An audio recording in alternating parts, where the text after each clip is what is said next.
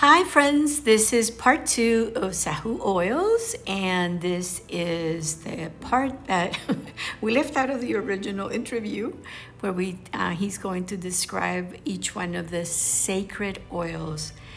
These are not just essential oils. These I consider truly are sacred oils to raise consciousness, to open up deeper parts of ourselves. And you can see from the pictures, they're handmade like this in this year old, thousand of year old tradition. So here's Jim to give us more information on the oils.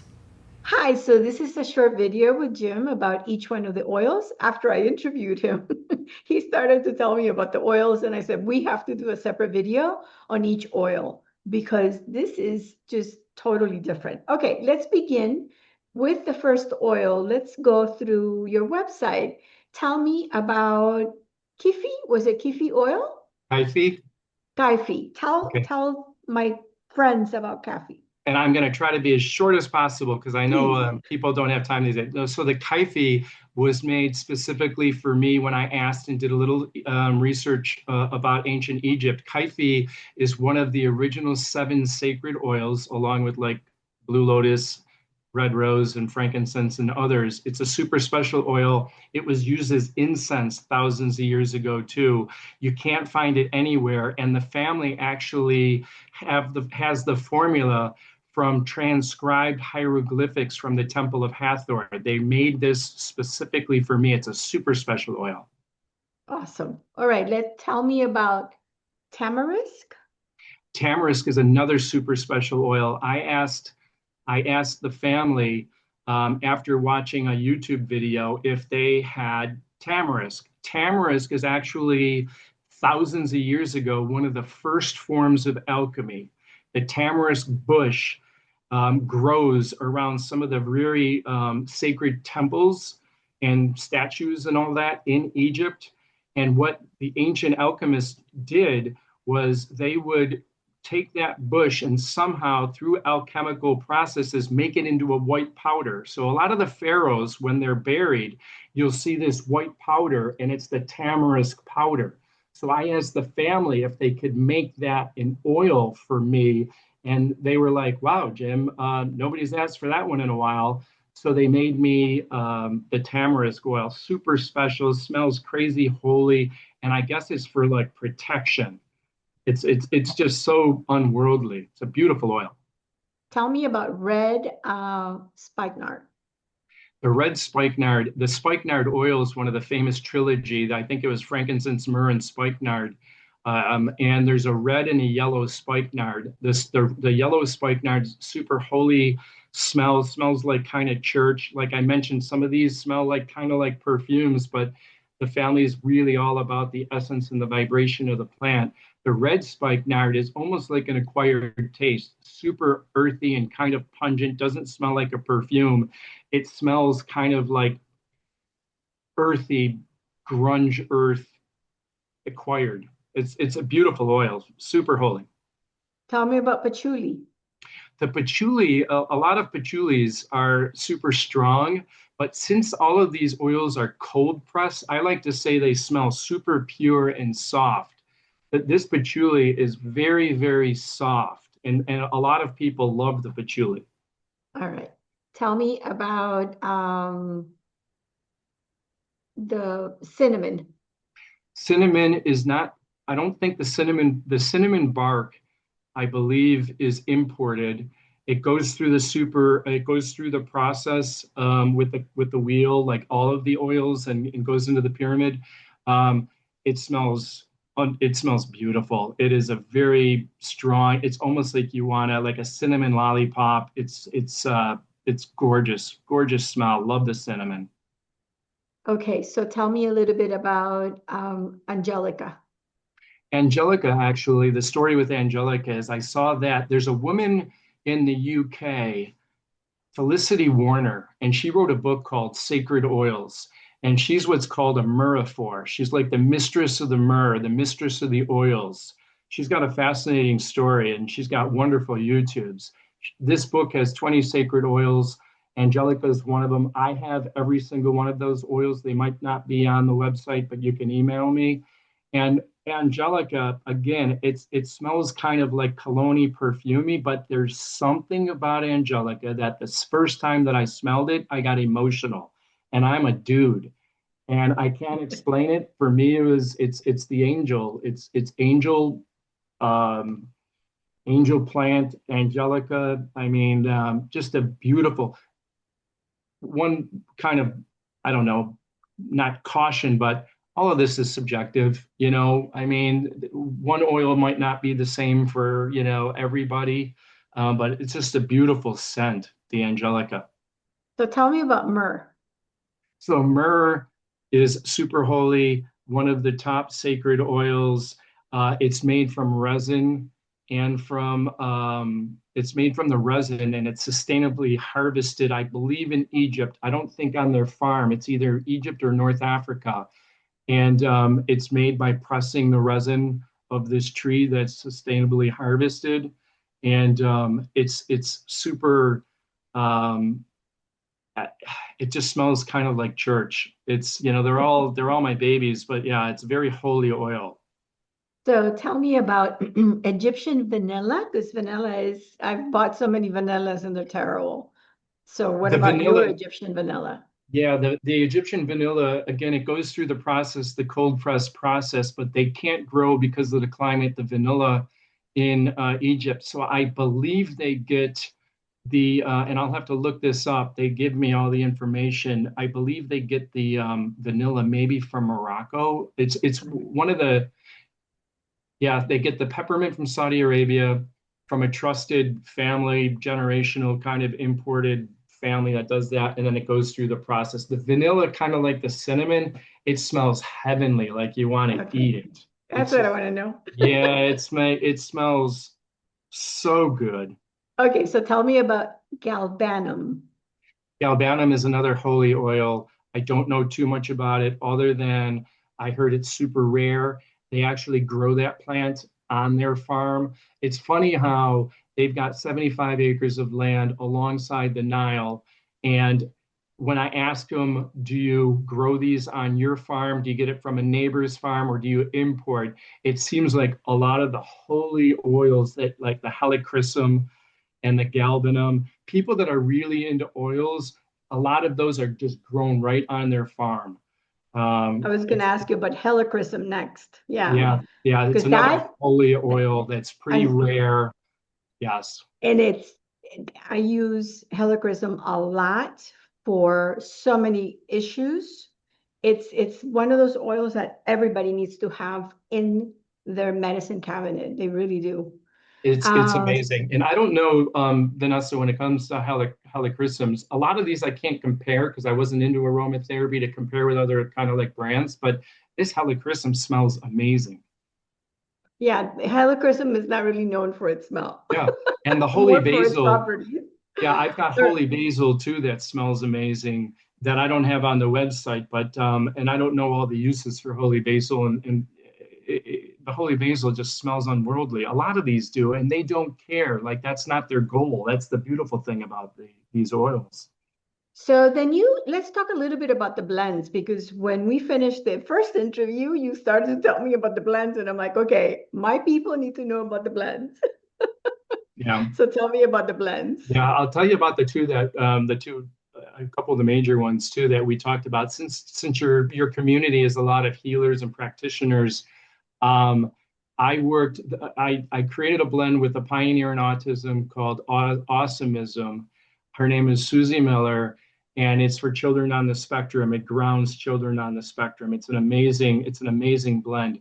She introduced me to this gentleman, Stephen D. Marino in New Mexico, who's a body worker, but he's kind of like a savant. He's probably on the spectrum. He's a genius. I guess Los Alamos is known for people with the most PhDs or something like that in the United States per capita The or something like government area. that. It's a government area too. Yeah, he's right across the street from Oppenheimer building. Oh boy. But he's like an amazing guy, super spiritual, and he created two blends for practitioners because that's what he does. Is a lot of body work, And one blend is called adhesion release.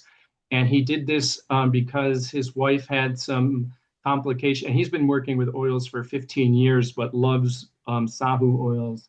And what this does is melt away and soften scar tissue anywhere on the body. Super an amazing, amazing blend.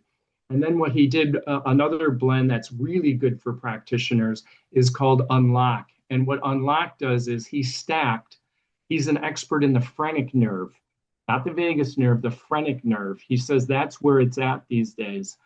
And he has a way of either muscle testing or an inner knowing. He stacked 19 different oils and created this blend. It's all him using Sahu oils. So he's a partner.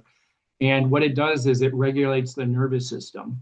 So most people are walking around probably in sympathetic, mode, fight or flight, and they're either physically guarded or emotionally guarded.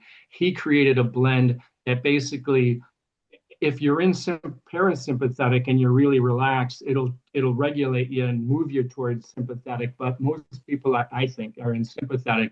Flips the nervous system. So for practitioners, whether you're a massage therapist, acupuncturist, and you have somebody getting ready for a session, you put one or two drops on, and within 30 seconds, that person is so relaxed and in that parasympathetic state that they're ready for that session, and it just amplifies that practitioner's work and can really help. I think it's amazing.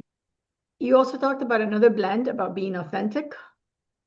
Yeah, that was a personal blend. That was a self-serving blend. One of my, I think, sole, I guess, sole purposes on this planet is I love people just expressing themselves in an authentic way and being their authentic self and their true self. Because if you're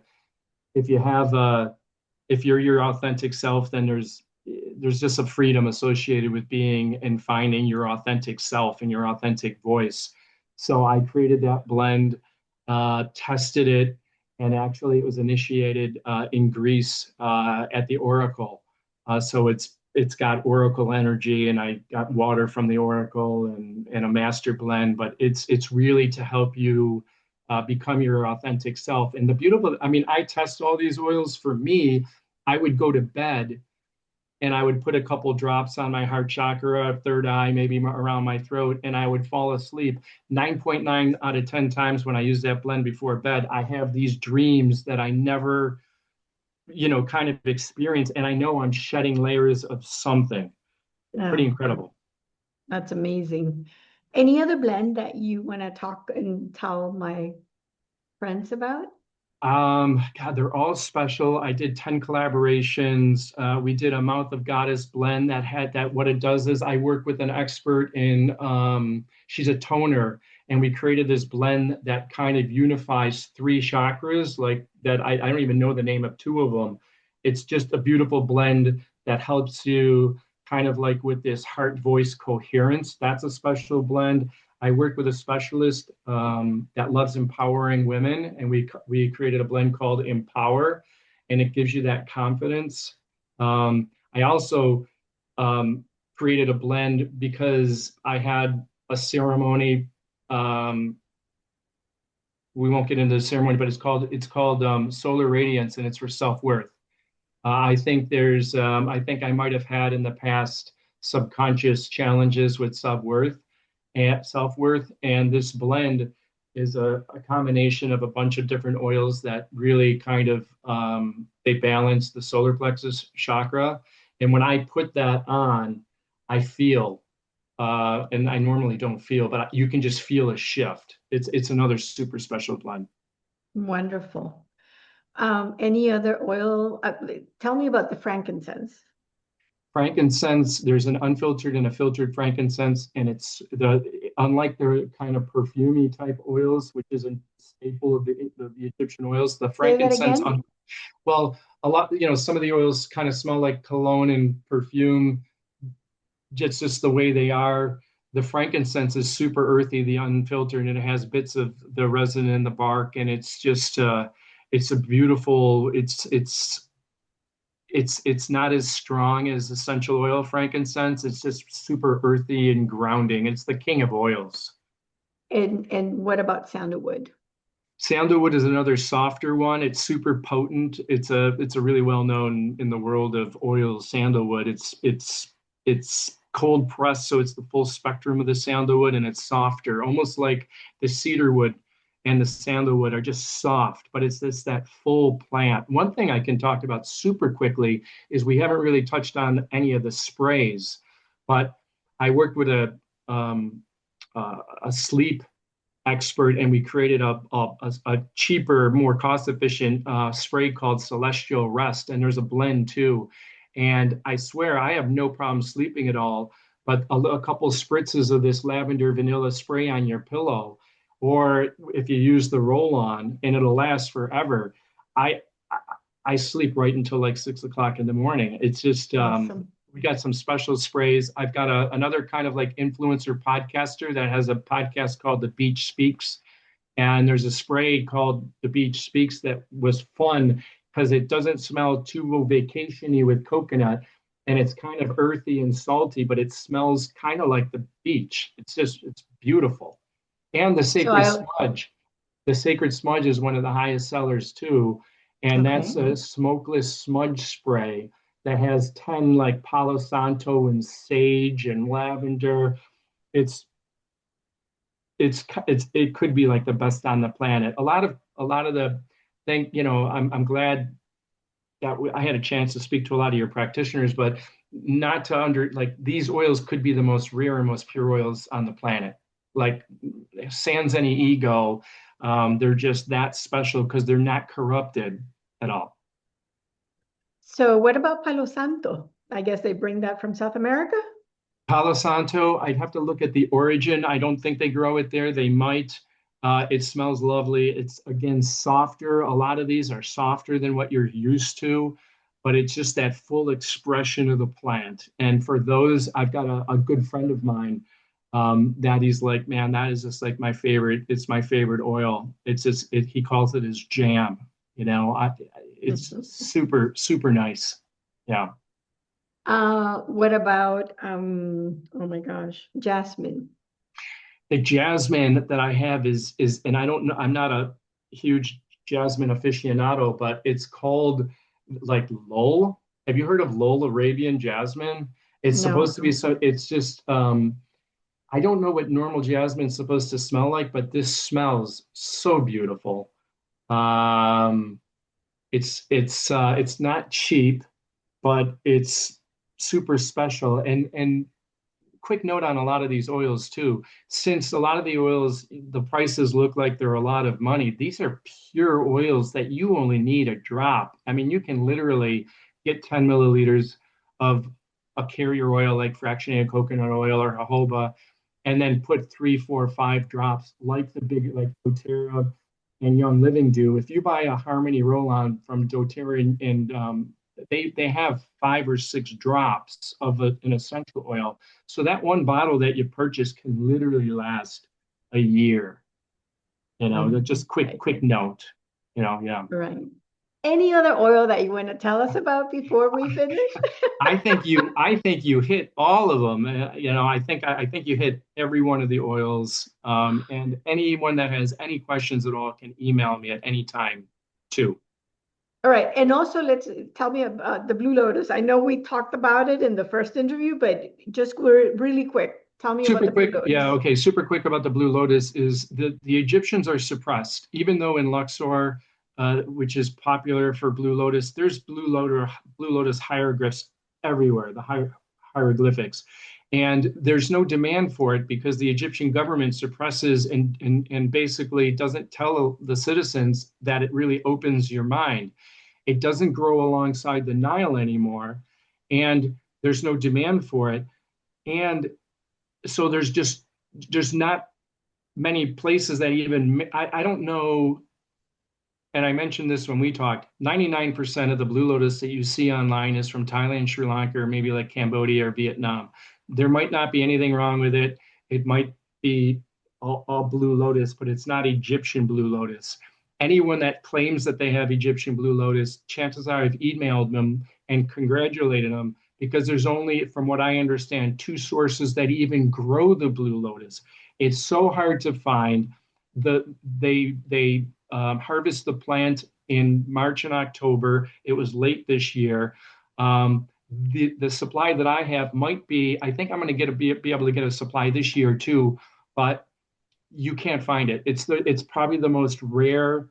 I think I saw it on like a doTERRA for $366, maybe a tansy or something like that, but I don't even think it's Egyptian blue lotus. This family has lineage to Cleopatra, and Cleopatra is, I guess, from what I understand, the person that really popularized it. She used it as a cologne, and there's a good chance that this formula is there's there's a chance that it's her formula. It's super special, super rare. It could be the only real, true Egyptian blue lotus on the planet. Super Awesome. special. Yeah. Well, thank you again for giving us a short description. For anybody that wanted to see additional information, I'll just send them to your website. So thanks again. You're welcome. Thanks, All Vanessa. right. Take care.